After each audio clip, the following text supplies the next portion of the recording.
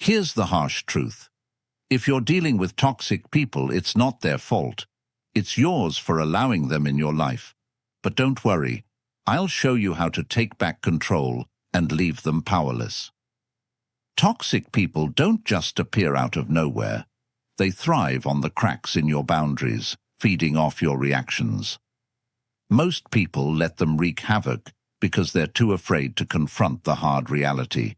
You can't fix them, but you can outsmart them. In this video, I'll reveal brutally honest and foolproof ways to handle toxic individuals, and by the end, you'll realize that your peace was always in your hands. 1. Forgive, but don't forget. Forgiveness is one of the most misunderstood virtues. Many people think forgiving someone means you're weak, naive, or willing to overlook the pain they caused you. But true forgiveness is none of that.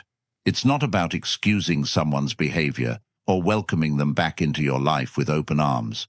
It's about liberating yourself from the chains of resentment. I learned this the hard way. Years ago, I had a close friend, let's call them Alex. We were inseparable, or so I thought.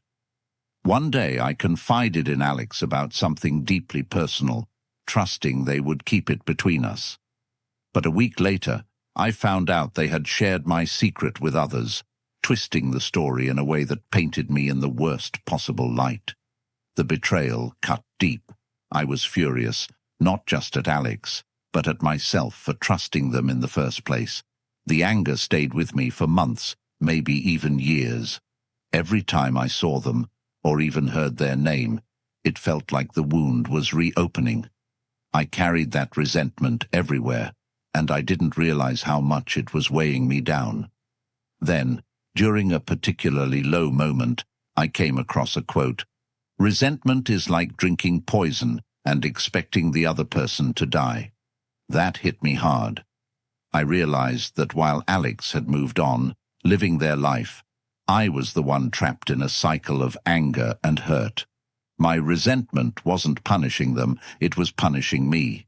So I made the decision to forgive, but not in the way most people imagine. I didn't call Alex up to reconcile, nor did I invite them back into my inner circle. Instead, I forgave them silently, in my own heart. I let go of the anger, not for Alex's sake, but for my own peace. But here's the critical part. I didn't forget. That betrayal taught me an invaluable lesson about trust, specifically who to trust and who to keep at a safe distance. Forgiving Alex allowed me to move forward without bitterness, but remembering the betrayal ensured I wouldn't make the same mistake again. Forgiveness is often seen as weakness, but in reality, it's the ultimate act of strength. It takes courage to release anger when holding on to it feels justified. It takes wisdom to understand that forgiveness doesn't mean giving someone another chance to hurt you.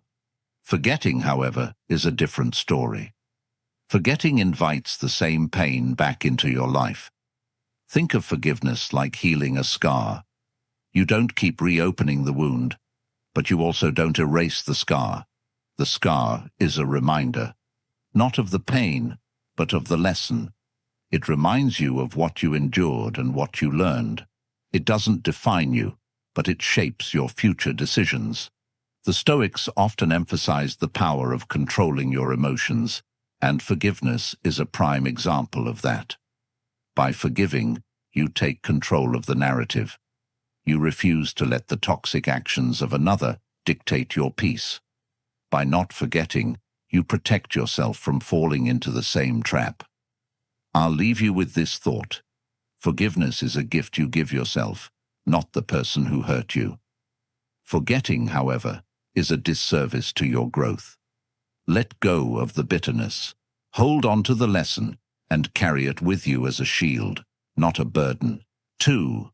Limit your access. Let me be real with you. Some people don't deserve a front row seat in your life.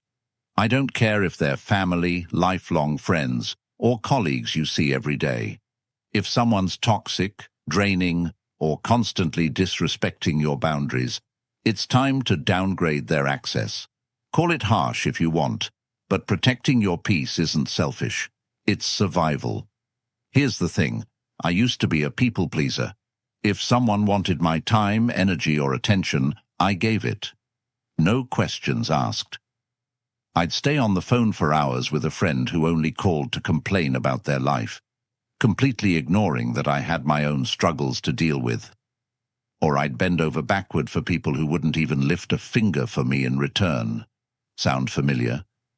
It hit me one day, after yet another draining conversation with someone who seemed to think I was their unpaid therapist.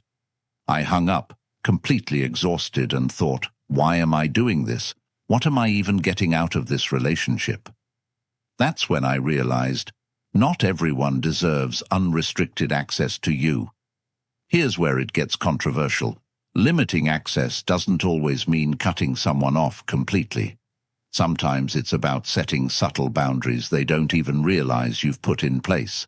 For example, that friend who always dumps their problems on you. Start responding with, "Wow, that sounds tough. What do you think you'll do about it?" Watch how quickly they lose interest when you stop feeding into their negativity. Or take that family member who always criticizes your life choices. You don't have to argue or explain yourself. Just nod, smile, and keep your plans to yourself. Their disapproval loses power when they don't have the full story. I once had a coworker who thrived on gossip and drama. Every time they'd corner me in the break room with, "You won't believe what so-and-so did," I'd casually reply, "Oh, I'm not really into office drama," and walk away. It was awkward at first, but guess what? They stopped trying to drag me into their nonsense. Limiting access is about recognizing that not everyone deserves a backstage pass to your energy and emotions.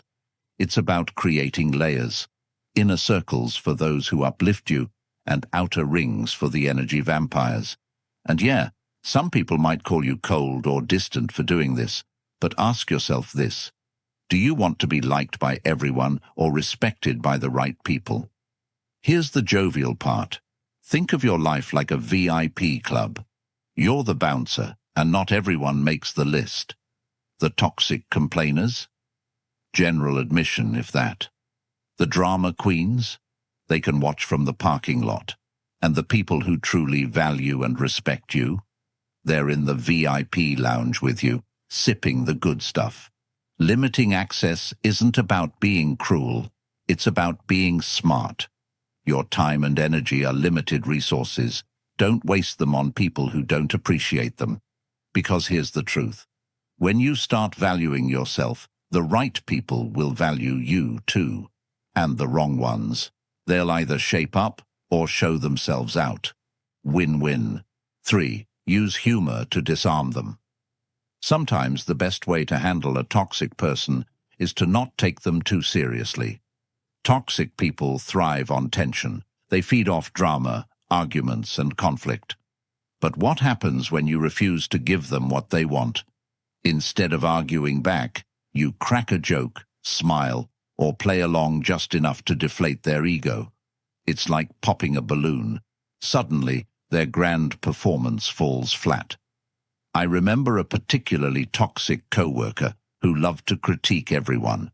Nothing was ever good enough for this person. Work, outfits, even the way people drank their coffee. One day, they decided to comment on my unorganized desk in front of everyone. "Wow, your desk looks like a tornado hit it. How do you even find anything in this mess?" they sneered. Instead of taking offense or defending myself, I shrugged and said, "You're absolutely right. This is my creative chaos. Albert Einstein's desk was messier than mine, so clearly I'm on track for genius." The group laughed, and their attempt to embarrass me completely backfired.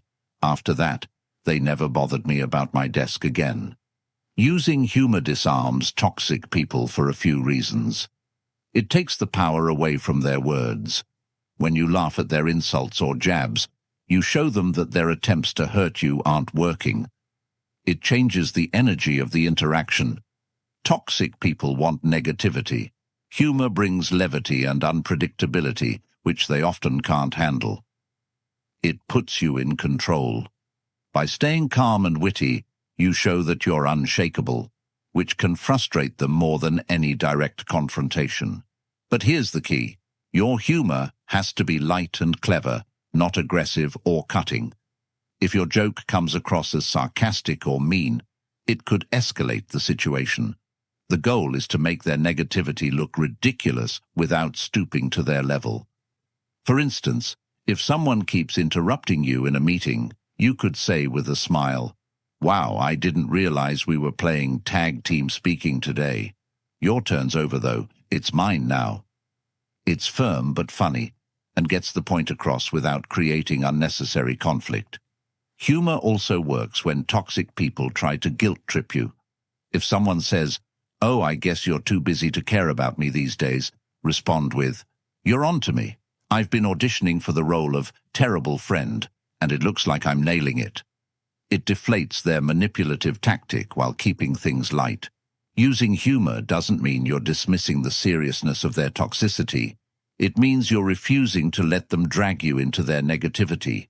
It's a subtle way of asserting your strength, proving that you're unbothered by their attempts to control or belittle you. 4. Know when to walk away. Walking away from a toxic person is one of the hardest, yet most liberating decisions you'll ever make. It's not just about leaving a bad situation. It's about reclaiming your peace, your time, and your energy. But here's the kicker. It's not always dramatic or sudden. Sometimes, knowing when to walk away is about quietly choosing yourself over their chaos, again and again. Toxic people are experts at convincing you to stay. They'll say, "I'm sorry, I'll change," or guilt trip you with lines like, "If you leave, you're giving up on me." And let's be honest, there's always a part of you that wonders if walking away makes you the bad person. But here's the truth. Staying in a relationship, whether it's a friendship, romantic connection, or family tie, that drains you isn't noble. It's self-destructive. I once had a close friend who was the life of every party but a nightmare in private. Every conversation was about their problems, their needs, and their drama. If I ever talked about my own struggles, they'd dismiss it or turn it into a competition. "Oh, you had a bad day? Let me tell you about mine." At first, I made excuses for them. They're going through a lot. They don't mean it. But as months turned into years, I realized I was pouring everything into this relationship and getting nothing back. The breaking point came during a crisis in my life when I needed them. I reached out, and their response was, "That sounds rough, but I'm dealing with my own stuff right now." That's when it hit me. They weren't toxic because they were malicious. They were toxic because they simply didn't care. I finally decided to walk away, and while it hurt, it also felt like a massive weight had been lifted off my shoulders. Walking away doesn't always mean cutting someone off completely. It might look like reducing contact, stop answering every call, or responding to every text immediately. Let them fade into the background of your life. Setting boundaries. "I'm not available to talk about this," or "I don't think I can help you with that anymore," are firm but respectful ways to step back. Emotionally detaching. Even if you see them or speak occasionally, stop letting their opinions or behavior affect you. The controversial part? Sometimes walking away means leaving someone society expects you to stay connected to, like family. The idea that you must endure toxic relatives because they're family is outdated and harmful. Blood ties don't give someone a free pass to abuse, manipulate, or drain you. Walking away doesn't mean you hate them. It means you're choosing to protect yourself. Here's the deeper message. Walking away isn't an act of anger. It's an act of love. Love for yourself, your well-being, and the life you want to live. It's saying, "I deserve relationships that uplift me, not ones that tear me down." And when you finally walk away, you'll realize something powerful. You weren't just walking away from them. You were walking toward a healthier, happier you. Walking away doesn't mean you've failed or given up. It means you've succeeded in recognizing your worth. Toxic people often leave you feeling like you're too much, not enough, or somehow to blame. But the moment you step away, you'll start to see the truth. It was never you. It was always them. And the best part? Walking away gives you the freedom to fill your life with people who see your value and treat you accordingly. 5. Surround yourself with uplifting people. Dealing with toxic individuals can feel like trying to swim with weights tied to your ankles. You're constantly dragged down by their negativity, manipulation, or drama. The best antidote: surrounding yourself with people who lift you up. Uplifting people don't just bring positivity, they remind you of your worth, encourage your growth, and help you keep toxic energy at bay. Here's a simple truth: your environment shapes you. If you spend most of your time with toxic people, you'll inevitably absorb some of their habits, attitudes, or even their worldview. But when you're surrounded by people who genuinely want the best for you, something magical happens. You start to see the best in yourself. Think about this. Have you ever had a friend who makes you feel lighter after spending time with them? Someone who listens without judgment, celebrates your wins without jealousy, and challenges you in a way that feels empowering rather than condescending. Those are the uplifting people you need to seek out. For me, there was a period in my life when I was stuck in a cycle of toxic relationships. One day I met a new colleague who was refreshingly positive and sincere. They'd say things like, "You're really good at this. Why don't you take the lead?" Or, "You handled that situation so well." Their encouragement was so genuine that it shocked me. Over time, I realized I had been so used to backhanded compliments and subtle jabs from toxic people that I didn't even know what real support felt like. Spending more time with them, and people like them, showed me what I'd been missing. They didn't try to compete, undermine, or manipulate. Instead, they inspired me to believe in myself and to set higher standards for the relationships I allowed in my life.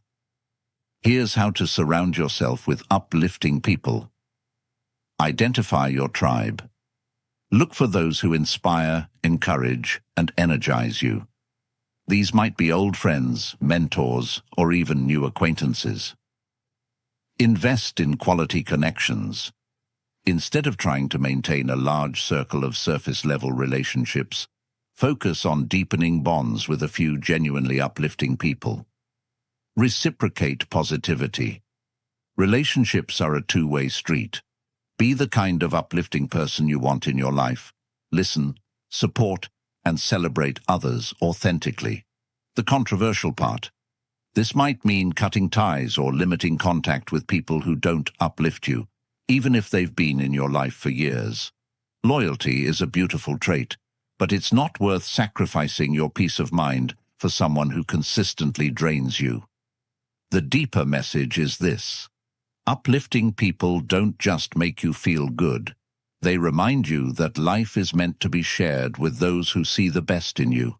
They help you grow into the version of yourself you're meant to be, simply by believing in you and holding space for your potential. Here's the reality: toxic people will try to convince you that everyone is just as selfish, bitter, or manipulative as they are. But uplifting people show you a different truth. They remind you that kindness, respect, and genuine connection still exist. And once you experience that, you'll wonder why you ever settled for anything less. 6. Refuse to engage in their games. Toxic people thrive on chaos. They're like emotional puppeteers, pulling strings to manipulate, provoke, or control you. Their games can be subtle, like guilt-tripping you into doing something you don't want, or outright explosive, like stirring up drama to make themselves the center of attention. The only way to win: stop playing. Refuse to engage in their games entirely. Here's the thing: toxic individuals are experts at baiting you. They'll say things designed to push your buttons, or create situations where you feel like you have to respond. But the moment you take the bait, they've won. You're on their turf, playing by their rules. By refusing to engage, you take away their power and leave them spinning in their own chaos. I remember dealing with a particularly toxic family member who loved to stir up arguments at gatherings. They'd throw out passive-aggressive comments like, "It must be nice to have so much free time. Some of us actually work hard."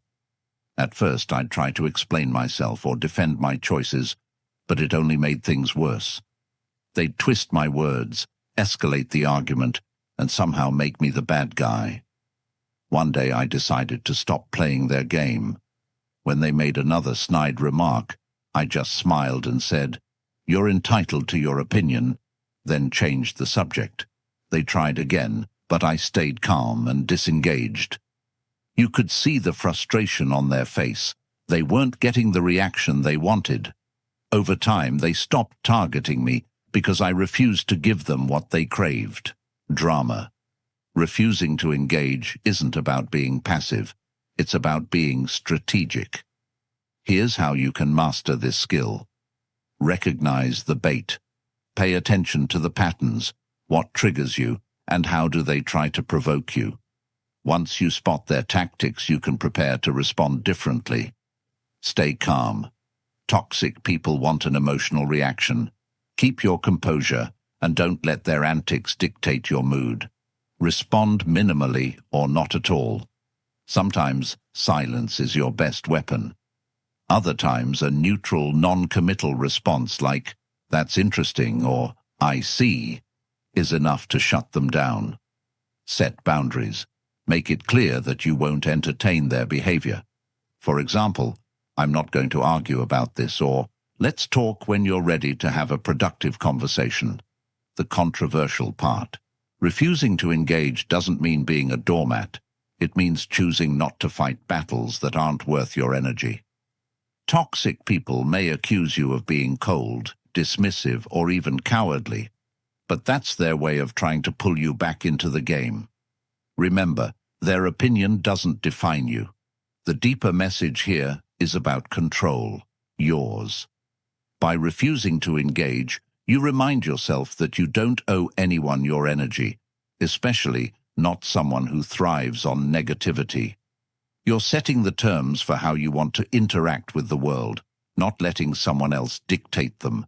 Life is too short to be drawn into pointless arguments or toxic mind games. When you step back and refuse to engage, you're not running away. You're rising above. And in doing so, you're choosing peace over chaos, clarity over confusion, and power over manipulation. That's a game worth winning every time. 7. Stay focused on your purpose. Toxic people love to derail you. They thrive on distraction, pulling you into their chaos, drama, or petty schemes. It's almost like their mission is to make their problems your problems. But when you're deeply focused on your purpose, your goals, your values, and the life you're building, their noise starts to fade into the background. Staying focused on your purpose isn't just a defense, it's a power move. Here's the thing about toxic people. They want you to lose sight of yourself. They'll criticize your ambitions, downplay your achievements, or demand your attention at the worst possible times. Why? Because a focused person is a threat to their control. If you're too busy growing, thriving, or chasing your dreams, you won't have the time or the patience for their nonsense. I once worked with a colleague who was the textbook definition of toxic. They'd gossip about everyone, create unnecessary drama, and constantly try to drag others into their mess. At first, I got caught up in it. I'd waste hours listening to their complaints or defending myself against their petty jabs. But then I realized something. Every minute I spent on their nonsense was a minute I wasn't spending on my work, my goals, or my peace of mind. So I made a decision. I would focus on what truly mattered to me and let their chaos play out without me. I started setting firm boundaries. "I'm really busy right now. I can't get into this." I avoided unnecessary conversations and poured my energy into excelling at my tasks. The more I stayed focused, the less power they had over me. And the best part, my focus inspired others to do the same, leaving them with fewer people to manipulate. Here's how you can stay focused on your purpose, even when surrounded by toxicity. Clarify your goals. Write down what you're working toward and remind yourself why it matters. Keeping your purpose front and center will make toxic distractions seem less significant. Create a mental shield. Treat toxic people like background noise. Acknowledge their presence if you must, but don't let their negativity penetrate your focus. Say no unapologetically. If their demands don't align with your goals, don't hesitate to decline. Your time is valuable. Spend it wisely. Find your motivators. Surround yourself with people, books, or habits that remind you of your purpose and fuel your determination. The controversial part? Staying focused on your purpose might mean prioritizing yourself over relationships that don't serve you, even if those relationships are with close friends or family. Some might accuse you of being selfish, but here's the truth. Focusing on your purpose isn't selfish. It's essential. You can't pour from an empty cup, and you can't achieve your dreams if you're constantly bogged down by someone else's negativity. The deeper message? Staying focused on your purpose isn't just about ignoring toxic people. It's about honoring yourself. It's a declaration that your time, energy, and aspirations are too valuable to be wasted on someone else's drama. Toxic people may try to distract you, but your purpose is your anchor. When you're clear on what you're working toward, their negativity can't shake you. And as you continue to pursue your goals, something incredible happens. You build a life so fulfilling and grounded that their toxicity becomes irrelevant. At that point, you're not just surviving their chaos, you're thriving despite it. And that's the ultimate win. 8. Avoid gossiping about them. Gossiping about toxic people might feel satisfying in the moment, like a harmless way to vent your frustration or even the score. But let's be real, gossip never ends well. It keeps their toxicity alive in your life, turns you into the very thing you're trying to escape, and worst of all, gives them free rent in your head. If you want to deal with toxic people effectively, resist the urge to talk behind their backs. Here's the reality. Toxic people are often fueled by attention, even negative attention. Gossip only feeds the drama they crave, making you an unintentional participant in their game. Worse, it creates a toxic cycle where their behavior starts dictating your actions. That's the opposite of taking control. I learned this the hard way. At one point, I had a coworker who was notoriously toxic, always stirring up conflict and dragging others down. A few of us would vent about them during lunch, sharing stories about their latest antics. At first, it felt like camaraderie, but over time, I realized something unsettling. Every conversation about them left me feeling drained and bitter. Worse, they somehow found out about our gossip and used it to paint themselves as the victim. From that moment, I decided to stop engaging in gossip. Instead, I focused on maintaining my professionalism and addressing issues directly when necessary. It wasn't always easy. There were times I really wanted to vent, but I noticed a shift. By stepping out of the gossip loop, I reclaimed my energy and my integrity. Here's how you can avoid gossiping about toxic people while staying sane. Vent productively. If you need to release your frustration, do it with someone you trust who won't fuel the fire, like a mentor or therapist. Stick to facts, not insults. Redirect the conversation. When others start gossiping about the toxic person, steer the discussion toward more constructive topics. For example, let's focus on how we can handle this situation better. Focus on solutions. Instead of dwelling on their behavior, channel your energy into finding ways to protect your peace and move forward. practice empathy. While you don't have to excuse their behavior, recognizing that toxic people often act out of their own pain can help you rise above the temptation to gossip. The controversial part. Avoiding gossip might make you feel isolated in a world where venting about others seems like the norm. People might even accuse you of being too nice or passive. But here's the truth. Avoiding gossip isn't about being nice. It's about being smart. Gossip chains you to the very toxicity you're trying to escape. Letting it go sets you free. The deeper message is this. By refusing to gossip, you're choosing to break the cycle of negativity. You're proving to yourself and others that you won't let someone else's bad behavior drag you down to their level. Toxic people thrive on chaos, and gossip is just another form of it. By stepping away from the chatter, you starve them of the attention they seek and protect your own peace of mind. And in doing so, you demonstrate one of the most powerful forms of self-respect, the ability to rise above, even when it's tempting not to. Dealing with toxic people isn't about changing them, it's about protecting yourself. You can't control their behavior, but you can control how you respond. The truth is, toxic people will always exist. But when you master the art of setting boundaries, staying focused, and refusing to play their games, they lose their power over you. Remember, your energy is precious. You have dreams to chase, goals to crush, and a life to build.